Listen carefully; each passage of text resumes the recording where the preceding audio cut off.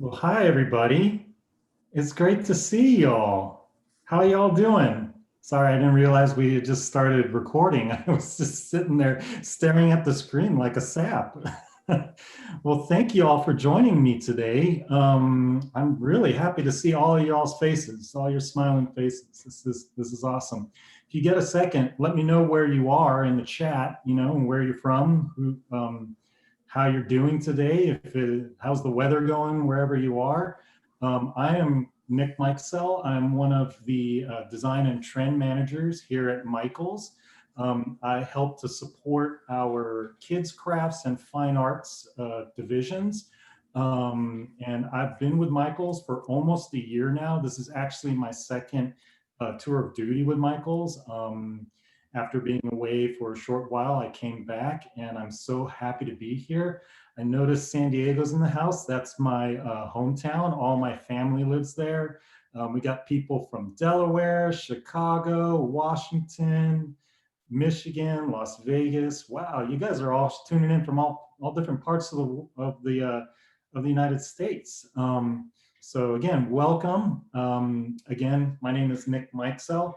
And today I'm going to show you how to create a ground for your drawings. This is an advanced drawing class, so we will be covering some advanced techniques. This one really isn't too difficult. It's actually a pretty easy and common technique.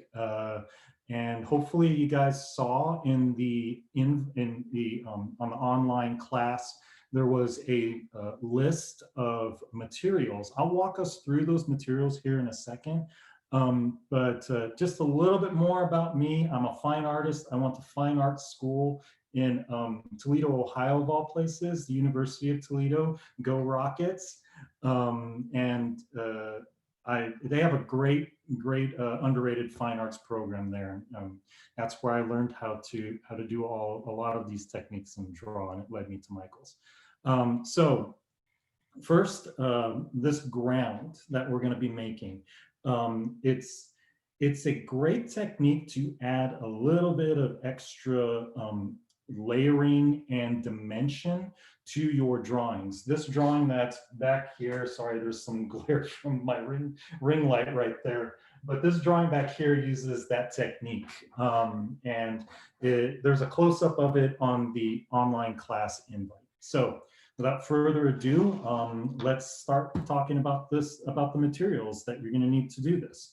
So the first thing is this stuff that was on your materials list, which is called PanPastel.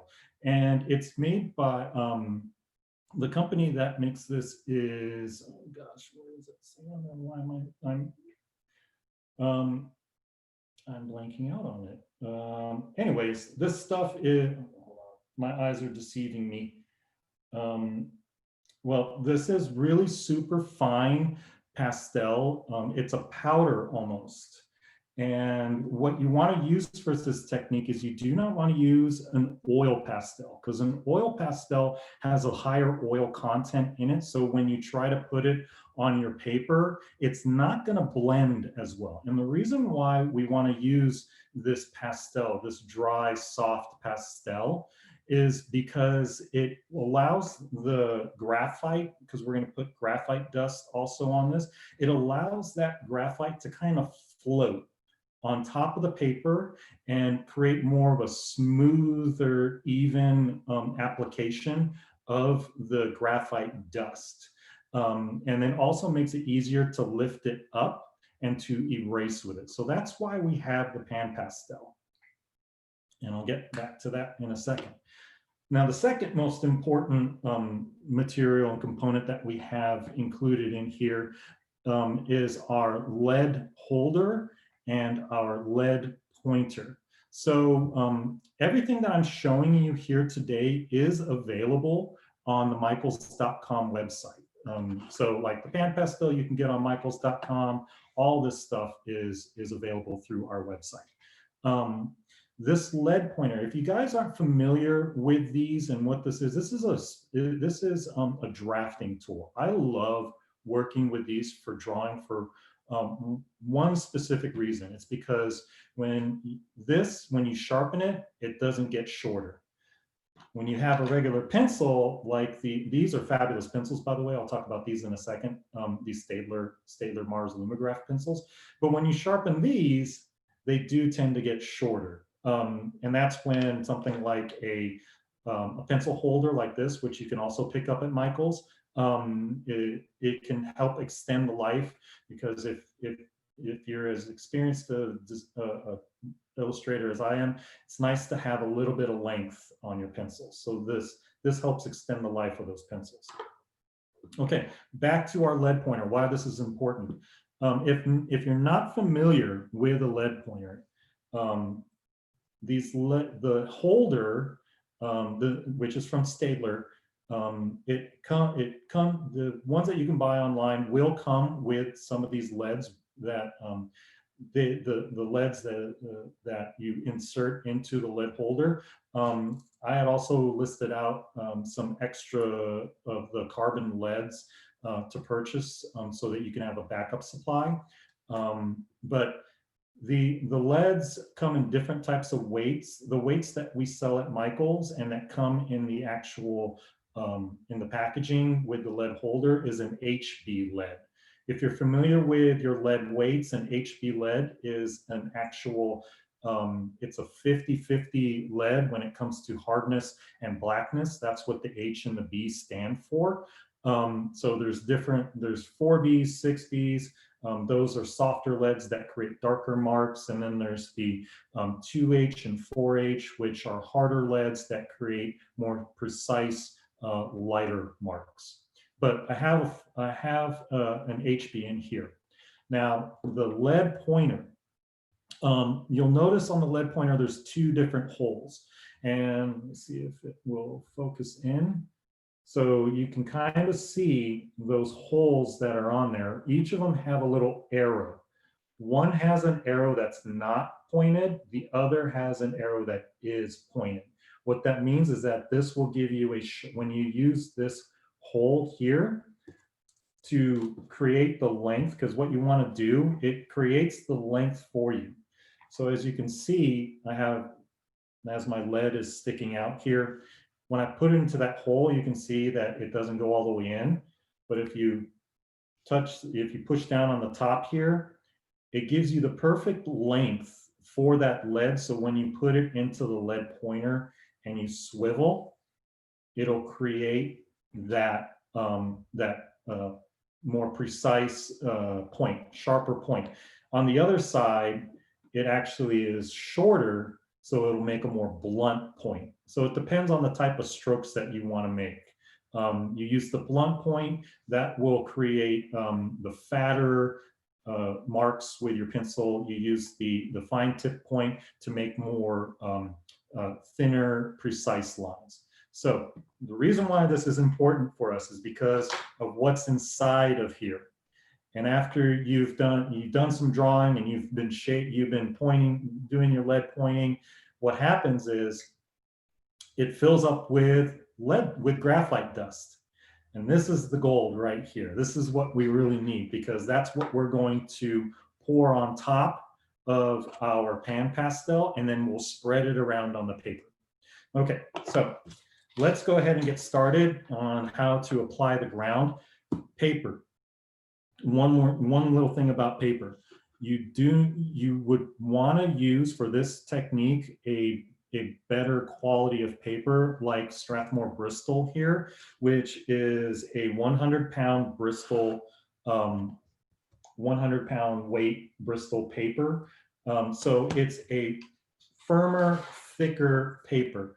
I'm using smooth. You can use a rougher paper if you want to, that has more of a texture and a tooth to it. But just keep in mind, when you apply your ground, it's gonna pick up some of that texture, so it won't be as smooth as what we're gonna be doing on the smooth Bristol. So let me put the pad off to the side real quick. Okay. the first thing that we apply on the paper is, like I said, it's that PanPastel. And what we use is we use this tissue paper. Before I continue, Felicia, are there any questions that we've been receiving yet, or everybody's just following along? Everybody's following along. Perfect, great. Okay, so you don't need a lot of this stuff. You don't need a lot of the PanPastel on here. This is titanium white.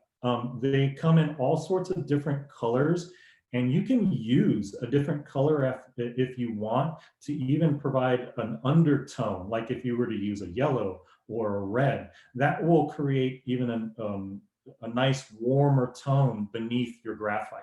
So you really don't need to use a lot of this. I'm just using regular facial tissue here. And I'm just picking up a little bit of it.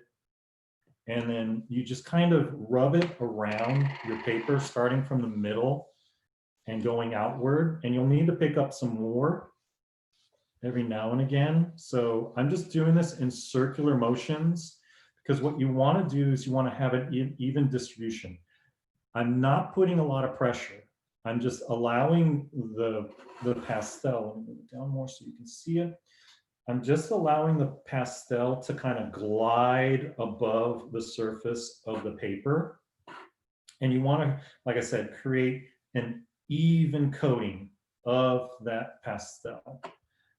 And I'm sure maybe somebody's asking, like, how much do I know to put on here? You really, it's a feel. If you take a clean piece of tissue paper and you move it around your paper and you kind of feel, you can see where it's a little bit rougher, then you might need to add a little bit more of the pastel. So I'll keep going. I noticed there is a question for a substitute for white PanPastel. You can use any type of soft pastel. It should do the trick. But like I said at the beginning of this of our class, do not use oil pastel. You use oil pastel, it's going to it's more it has more of a moisture content because of the oil in there, so it's going to get into your paper. And the whole point of using the dry pastel is that it's erasable, because that's what we really want. We want to make sure that we can, when we go in, because we're going to be using an eraser as a drawing tool, that will allow the white of the paper to show through and give you still your high highlights. So I'm just going to add a little bit more on here. It's starting to feel really good. You can kind of sense it. This might take some practice to do, so you might have to do it multiple times, but you'll see what I mean after doing it several times, that you can feel it kind of glide a little bit more and become even smoother. I think that should be right about good with that. So the next thing that we want to do is we want to apply our graphite dust, all that gold that we got from when we were sharpening our leads in here. That's what we're going to use, and I'm just going to slowly tap it out on the paper. And Nick, while you're doing that, there was a question asking, can they use powder graphite instead of the pencil sharpenings? I'm sorry, what was that? If they can use the powder graphite instead of the pencil sharpenings? Oh, the powdered graphite. Yeah, you can definitely. One of the things that I love to use is I use graphite lubricant, dry graphite lubricant. That stuff is amazing. I don't think we sell the dry or the powdered graphite at Michael's. This stuff, just to save a few bucks, because these leads, they last for a long time, and I mean, you get dual use. That I'm all about having dual use of materials, and I don't want this to go to waste. So that's why I use my graphite dust that I create here. But yeah, powdered graphite will work perfectly fine. So I kind of just I tapped out some of that graphite dust on there. You can see how much I've put on there. And again, I start from the middle and not a lot of pressure. I'm just rubbing the graphite around the paper in a circular motion, like so.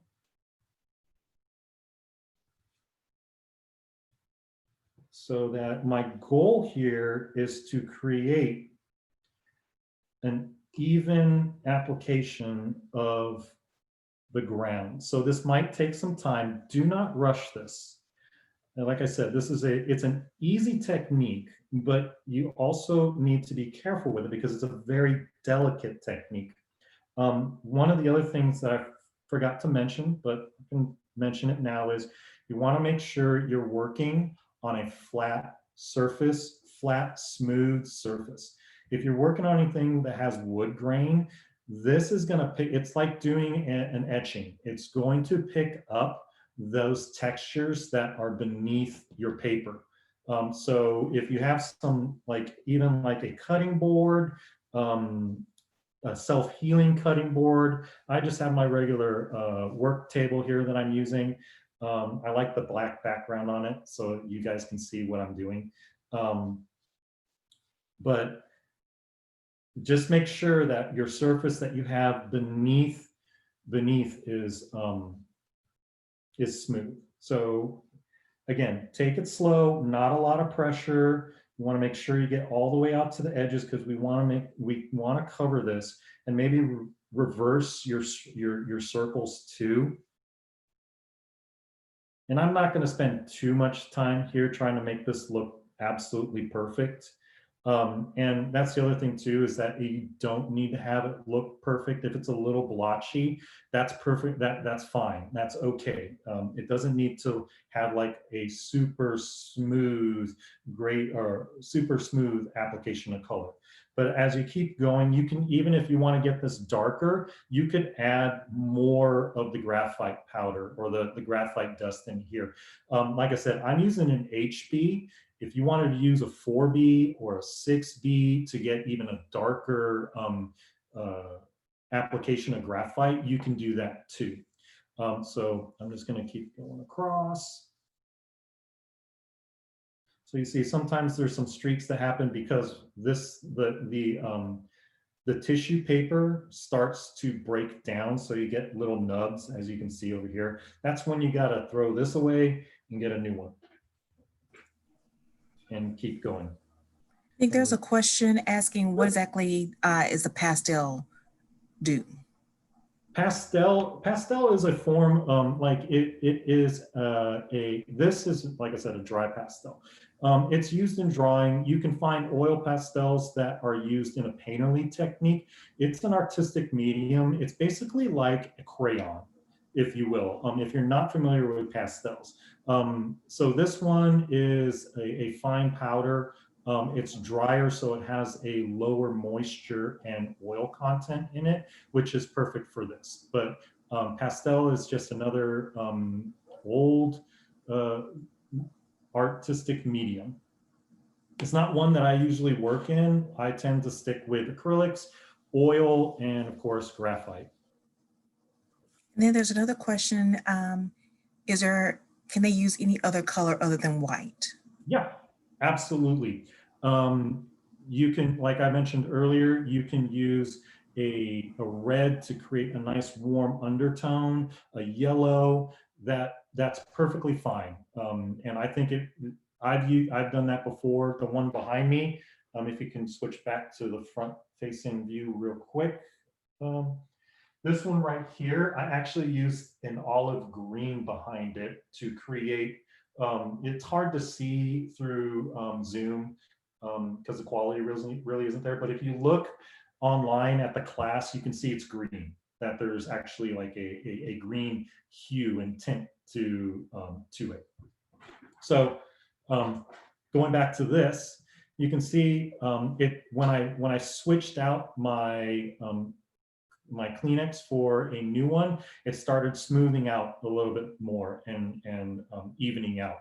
So you can see too that what it does to like everything that kind of gets off or that is some of the residue. That's why you need to have like I would have had a piece of paper underneath this. I probably would have tried to be a little bit cleaner, but you can see how it just goes around and outlines there. That's why I recommended having like getting a little brush that is a brush like this that we sell at Michael's. That's a cheap little brush, and you can kind of get that dust out of there, or you can use a moist towel or a moist wipe to clean it up.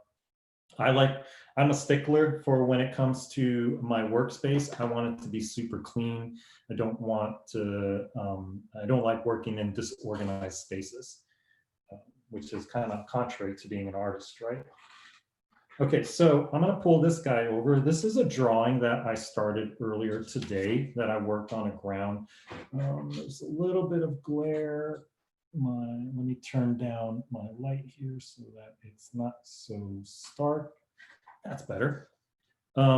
So you can see that I started my ground. I wanted to get ahead here. So I love drawing birds. Birds are one of my favorite things to draw. The human figure, dinosaurs even. But I love drawing birds. They're just so fun. I don't know what it is about them that I really enjoy. But I started this drawing today. And it's based off a picture that I just pulled. This is my reference picture that I just pulled off of the internet to use. I like working from reference. I rarely work from my memory unless I'm just doodling for fun.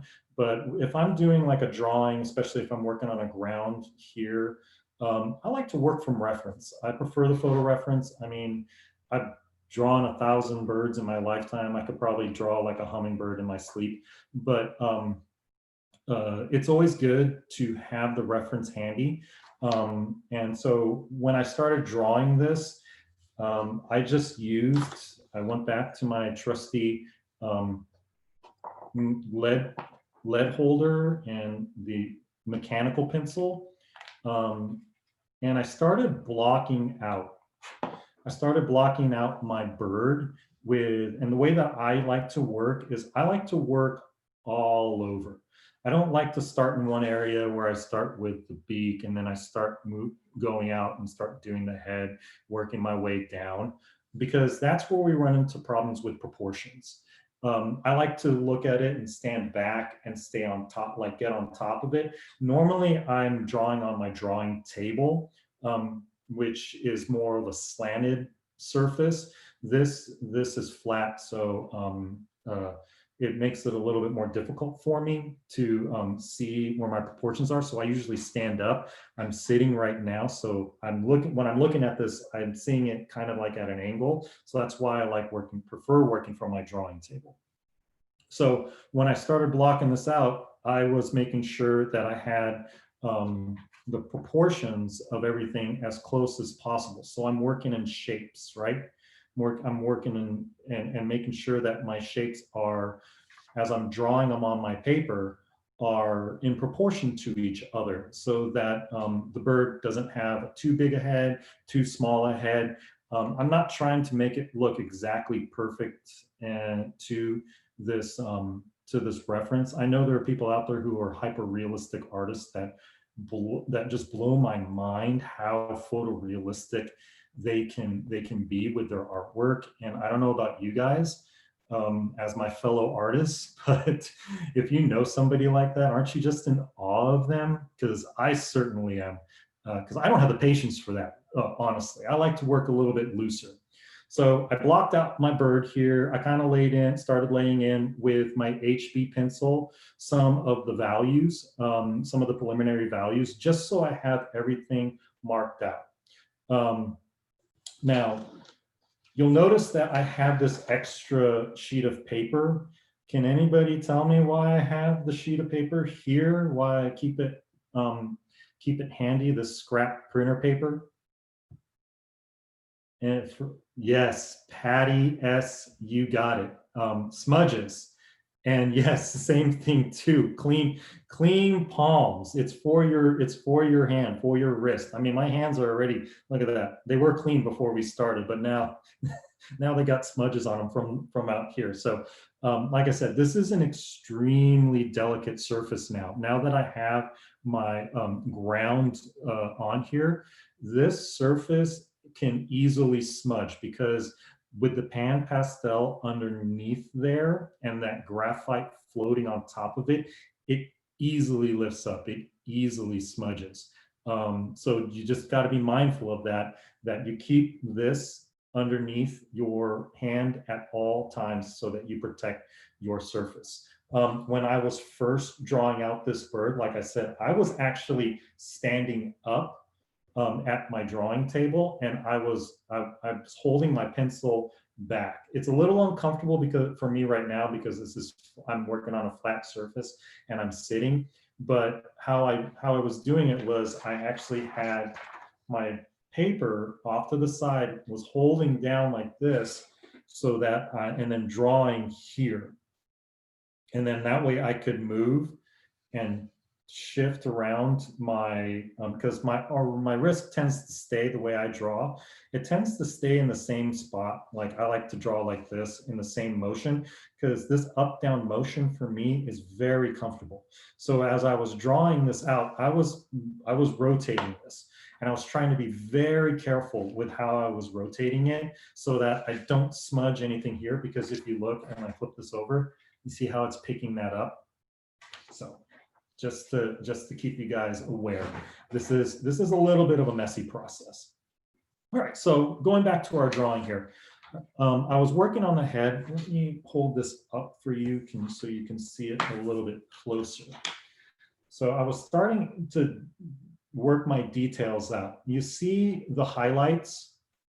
It looks like I painted those, doesn't it? Doesn't it look like I used either a whiteout marker or a brush with some white paint on it, or I used a white colored pencil? That is not the case. That is the white of the paper.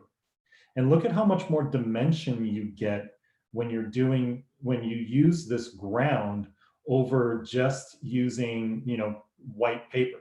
Having this mid-tone is really, it helps you to draw even faster. Because right now, what I've been doing as I've been working on this, and I'm looking at my reference, as I'm drawing, I can be a little bit more looser with my strokes because I'm adding more value with the HB, and then I have a 4B and a 6B Mars Lumograph black. These are awesome pencils. I love these pencils from Staedtler. And the reason why is because they have a low, they're a drier lead, so their marks feel really good when you're creating. Let's see, I have my 6B, let's go to my 4B. But when you're making your marks, you can just feel the tooth. Like, it's really nice. There's just a texture. All my drawers out there, I'm sure you guys can relate to me. Don't you just really love it when you drag your pencil across a piece of paper and you can just feel that tooth, the tooth of the paper just pulling at the lead? I love that. It's just a wonderful feeling. So I really get it's amplified for some reason with these pencils. They're really great. And they also create a nicer, darker mark that doesn't have that high sheen. I'm sure some of you have noticed that sometimes when you're working with your graphite, like even these leads in the lead pointer, like just your regular traditional graphite pencils, if you're trying to take a picture of it and put it on your Instagram, if you don't have that light right at the right angle, you see that glare. Am I right? I mean, it's like, man, it's annoying. There's such a low glare with these. That's why I love working with these pencils. So you can see what I like to do, going back to our drawing here, is I first like to start laying down some additional darker values, because again, this toned paper has that nice medium value that's already been applied to it.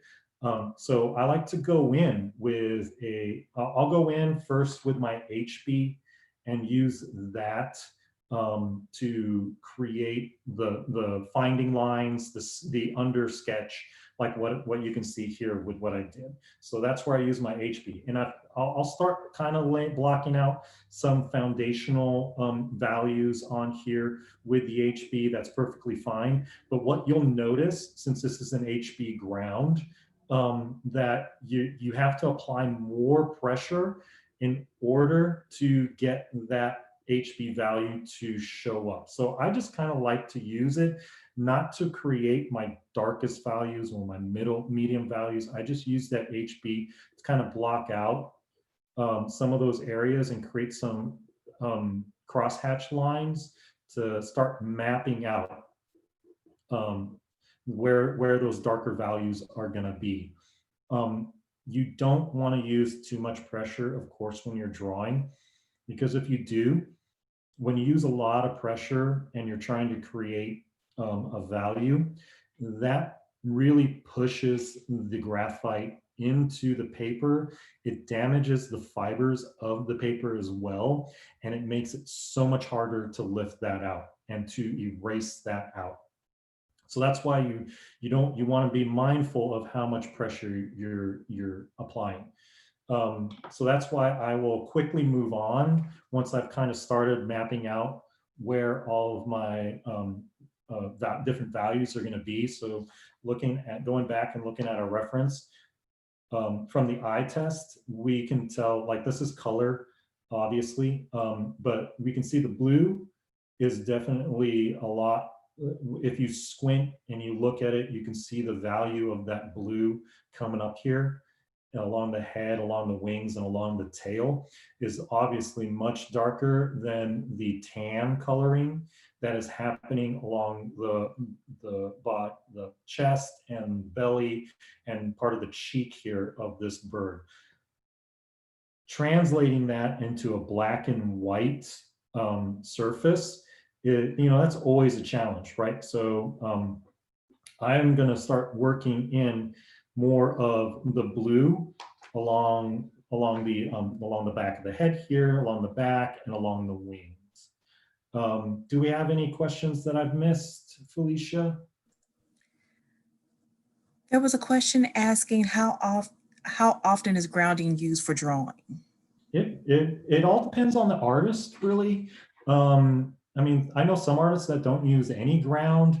I use it from time to time, especially when I go to figure drawing sessions.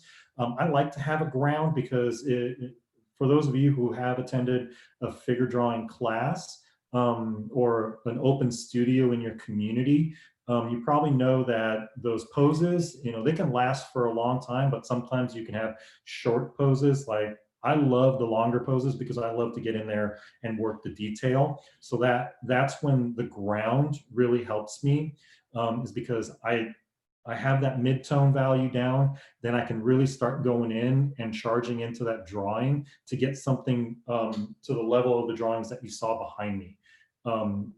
Sometimes those classes can have 20-minute poses, and I really want to capture as much as I can in those open studio, those sessions. So grounding is completely up to you how often you want to use it, but I guarantee you once you start doing this, you're going to want to keep doing it, because it's just, like I said, it gives a dimensional quality to your drawings that is a little bit harder to produce. I mean, it's obviously you can. I've seen amazing artists just create some wonderfully three-dimensional drawings that just without using a ground. Hopefully that answers the question. I see a quick little question there from Jackie May. How do you get the white, like on the bird's face? Yes, it is with an eraser. These pencils, again, I see the question there from Claudia. This is let me see if you guys can see it. It is in on the online class on the Michaels website. You can see the list there. This is a Staedtler Mars Lumograph black pencil. This particular one is a 4B. I also have a 6B.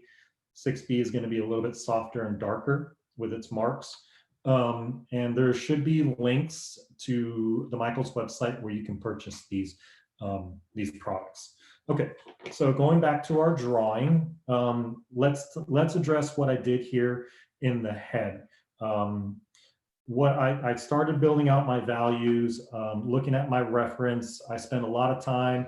I hold my reference out in front of me while I'm drawing. You can't see it on the overhead screen, but I do have it out here, and I'm holding it in my left hand to keep it up. So up and facing more. It's more parallel with my face, so I can see it better. And I start building out all these values as to what I see, you know, looking at the different subtle changes in those values, and start making my marks.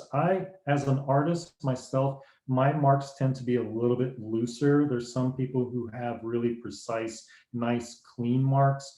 I use a lot of heavy cross hatching and a lot of just pressure changes as I'm making my marks here. So again, my eyes are going back and forth from I spend a lot of time looking at my reference and bouncing them back and forth from the drawing to here. And I am not, I mean, I love realism, and I tend to gravitate towards a kind of loose realism with my drawings. I don't know how you guys are with yours, or if you're more of a little bit looser, but I kind of, as I warm up, my strokes tend to get even more so like haphazardly loose, and I start changing up my pressure as I continue to warm up. So like I was saying, for me, it might be different for you, but for me, like there's all these little hair or these little tiny feathers that are in there, all these little details. I am not interested really, for me, capturing a lot of those tiny, tiny details that are in here. I'm just trying to have fun with this and laying down some of those values. And then once I start building that up, I will show you now how I got these highlights. And yes, that is with an eraser. Now I have this click eraser here that has a thinner, eraser. There's also this click eraser, which you can pick up on michaels.com, that is from Staedtler. And it's a little bit fatter, so you can see the difference in the diameter here. Let me see, I see a question real quick from Kathy that says, would Prismacolor graphite drawing set be okay to use for drawing pencils eraser? Yes. Prismacolor does make some great pencils. I use their markers all the time. Their pencils are just as great. I just gravitate to these Mars Staedtler pencils in particular, these Lumograph blacks, for those reasons that I was mentioning earlier. Just the tooth feel against the paper and the quality of this graphite lead.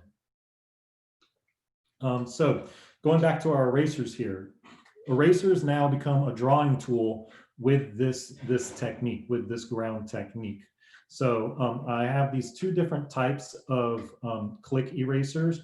There's the one with the smaller diameter. This is I think it's a 2 millimeter diameter. No, it's more than that. I think possibly a 4 millimeter diameter. And then this fatter one, which is the most common. This is perfectly fine to use. You just got to do, what you have to do is create a fine point with it. I prefer using this with the thinner eraser. But if you are using this one because it's more readily available, what you need to do is you need to create a fine point with it with your trusty X-Acto blade. Let me get a little drink of water real quick. And really quick, Nick, Karen is asking if you could show your sample of your bird again. Yeah, your sample sure. photo. Yeah, this is the reference image that I pulled. It's a photograph that I pulled off of the internet. And it's just one that I saw that I liked and I wanted to use as my reference. So this actually is a photograph. It's not artistic. Like I mentioned earlier in the class, I prefer, especially when I'm drawing wildlife, that I work from reference images instead of trying to draw from memory. So for example, if you were to ask me right now, hey, Nick, draw me a crocodile, I would give you a stylized crocodile. I would give you one that I think it would be more of a cartoony crocodile. If you wanted a realistic crocodile, I need to look for some reference images to work from. So that's what this is right here. Then there's also a question asking, how do you clean the erasers? The way that you clean the erasers is you cut them. That's why I have my, this is my X-Acto blade. So for that thinner, for this thinner one, I like to use a chisel point. You want to make sure you have a fresh X-Acto blade. This one's a little dull, so it's not making as clean of cuts as I want. I should probably change it out, but I don't want to leave you guys. I want to stay right here. But you can see I've already been using this eraser, so you can see it's a little bit dirty on the tip. So I like to hold this at an angle on the paper. So let's see if I can show you guys how I'm doing this. So I hold it at an angle. This is hard to do, but I hold it like that at an angle.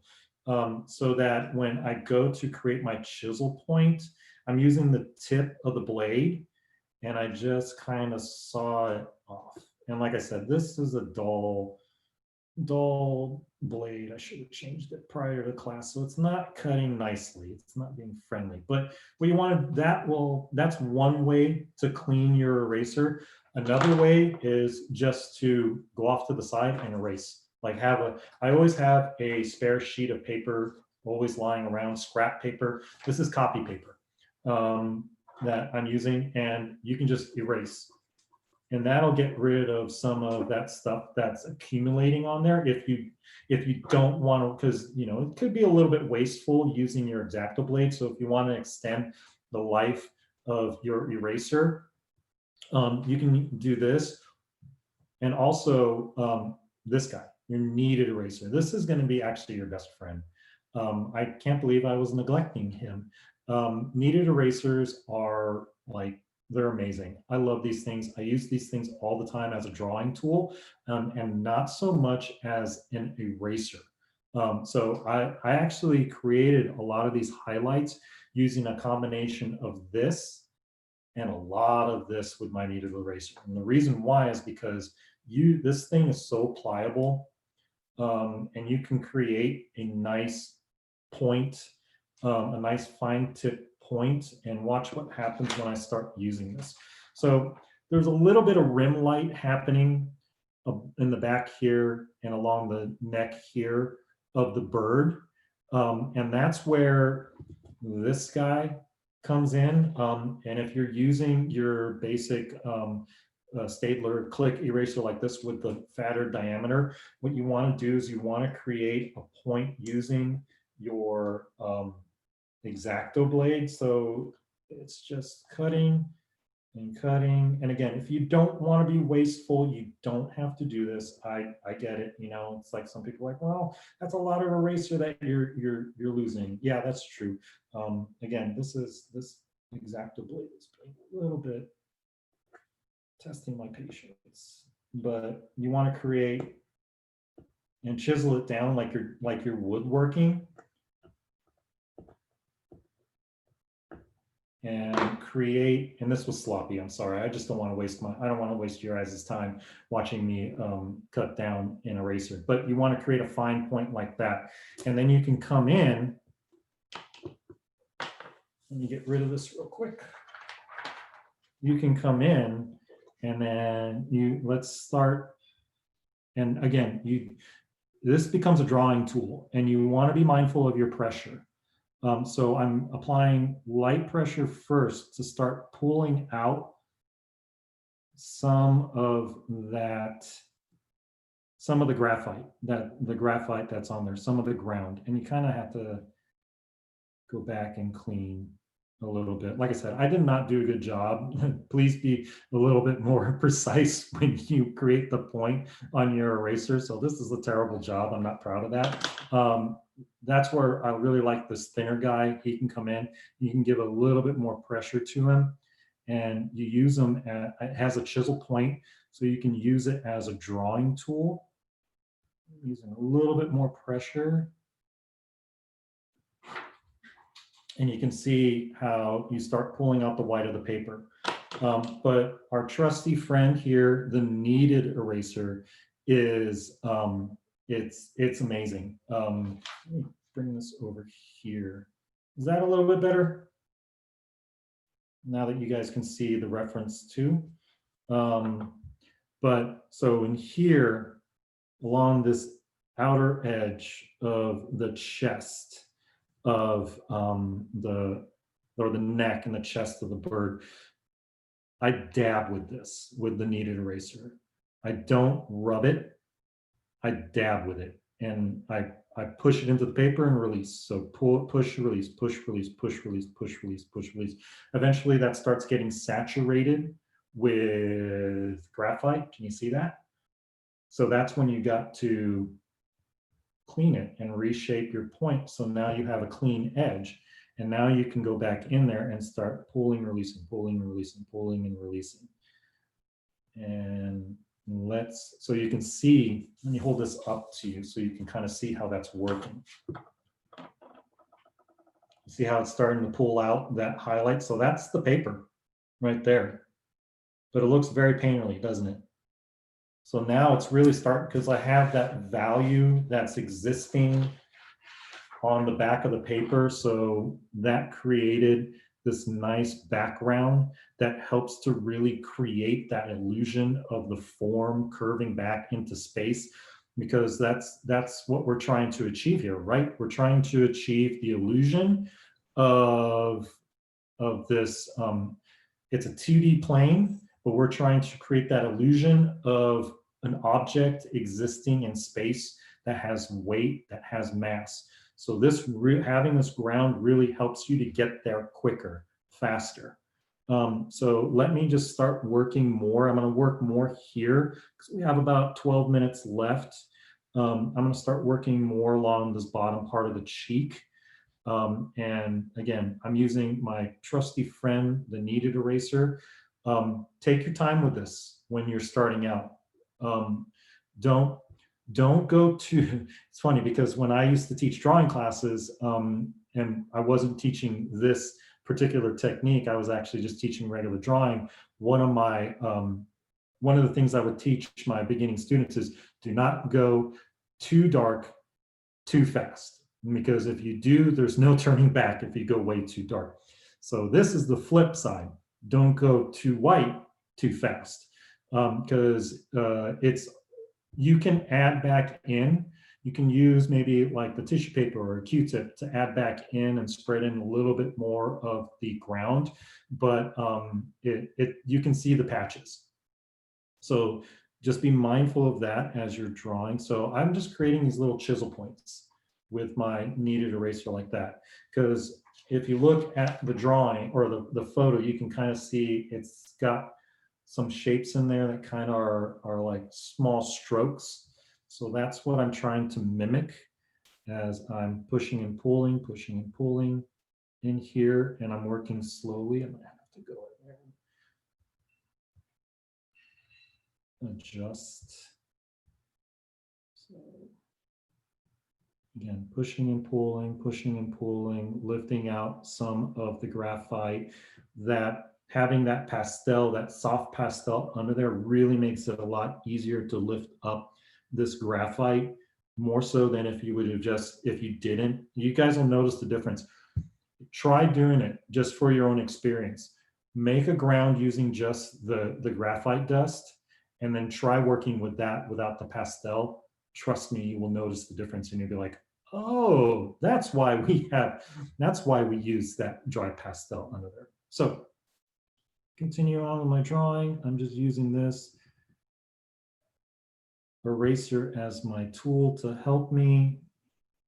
And then I can pull in that thicker eraser here, the click eraser, and I can use that as a drawing tool. Look at that. I don't know if you guys can really see this. I don't know if it's coming through very well. Let me hold it up, but you can see just how it creates that nice little texture in there. Gives the mimic of the little tiny feathers. It's a little bit more impressionistic, so you can really see that there. And again, I'm not a stickler for extreme accuracy. So if my values aren't completely exact, that doesn't bother me. And then you can come back in with your 4B pencil, and then we can start adding a little bit more detail in there to help kind of push that value out. I'm concentrating here. That's what I'm looking at. So it looks like I have a little bit of darkness in there, pulling out those feathers. Now I'm going to look up here on this part of the cheek and do some more marks.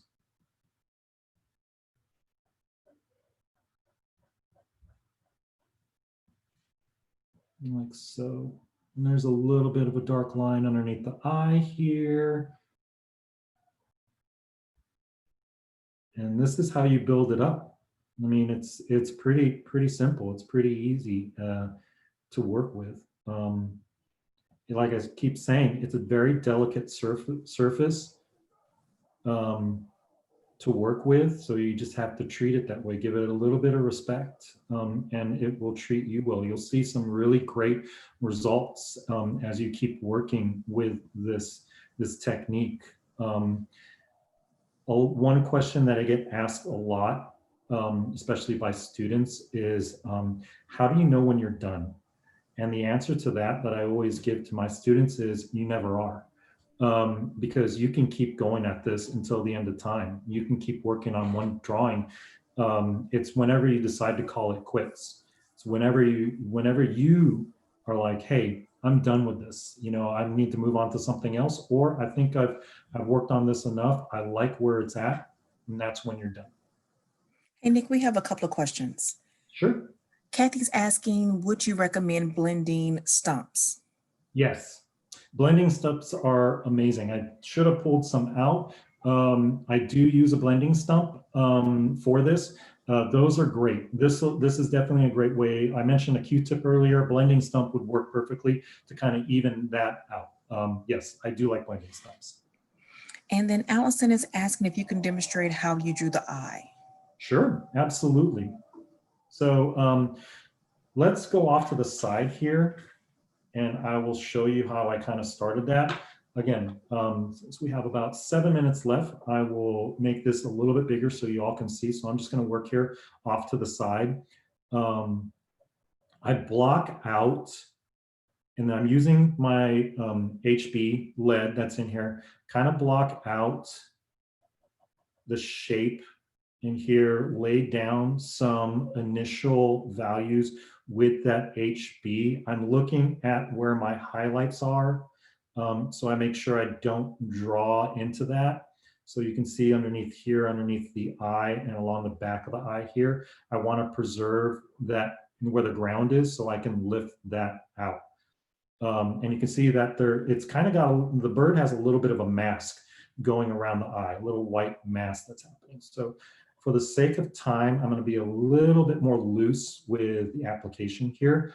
I want to preserve this highlight right for the eye. So I'm going to mark that with just going to draw where that highlight is going to live. Now I'm going to come back in and I'm going to lay down a foundation of HB, of the HB graphite in here. And I'm not trying to oversaturate it, because if you oversaturate it, let's see if this will help if I pull it over here a little more. We're getting a little bit of glare. I apologize for that. So I just laid down an even coat. This is like the base coat. Like if you were painting, it's your base coat. Then I'm going to bust out my 4B Lumograph. The way I didn't mention it, but the way I sharpen it is I have an electrical sharpener with a setting that creates this longer point. Just as an FYI. Put this in here. And then when I come back in and start laying in these darker values, I'm using a little bit more pressure. And I want to be mindful too, like, let me show you, I'm going to hold this up to you. Hopefully you can kind of see it. You can't really see it in the eye. I'm sure for all of you at home, it just looks like one giant black blob, right, with that white highlight. But I guarantee you that's not what it looks like. So we're going to take a little bit of creative license here. And we know that the bird has an iris. So I want it to be a little bit darker right in here. So I'm adding a little bit more pressure in that part with the eye and a little bit more pressure, less pressure on the outside. There is a back highlight that's right in here. So what I'm going to do is I'm just going to continue to, there's also, it's a darker outline around the outside of the eye. So that's why I'm going back and forth and creating a darker outline here, because that also helps push the form circular around when it's butted up against this down here, where, let's just go ahead and do this so you can see what I'm talking about. I'm going to create this darker line that's underneath the eye here. And then I'm going to continue over here. There's a little bit of darker along the back side of this, being a little bit loose here. Not as precise, just for the sake of time, because I want to get to showing, I have 3 minutes left, so I want to get to showing you really quickly how to pull out those highlights. So I'm going to use my Kneaded Eraser, because the Kneaded Eraser is my best friend. And where that high highlight is, that's where I'm going to push and pull, push and pull, push and pull. So I'm making a really fine tip. And then underneath here along the bottom part of the eye, I'm just going to drag it slowly. And actually, you know what might be better for that? My click eraser. Yes, it's a lot better for that. So can you all see that? Can you all see how I did that? I'm going to hold it up here. So that was really quickly on how that was done to create that dimension. Look at it, it didn't take me that long. And I did that really fast. I mean, within 5 minutes. Because of the ground really helps to expedite that right there. Cool. All right, so if y'all want to follow me on Instagram, I do have a time lapse up there that you can watch that I posted earlier today. My Instagram is just Instagram at, hopefully y'all can see this, Nick_Mikesell. So I will also be posting later tonight. So hopefully you guys can see that. It's just Nick_Mikesell. Go to my Instagram and I will show the time lapse also for how I laid out this bird. Right now there's additional time lapse that shows how I laid out this ground. This class was also recorded. It will be available within, help me out here. It should be available within 24 to 48 hours on michaels.com/classes. Perfect. Awesome. So yeah, and it will also be on our YouTube page as well, on Michael's YouTube page.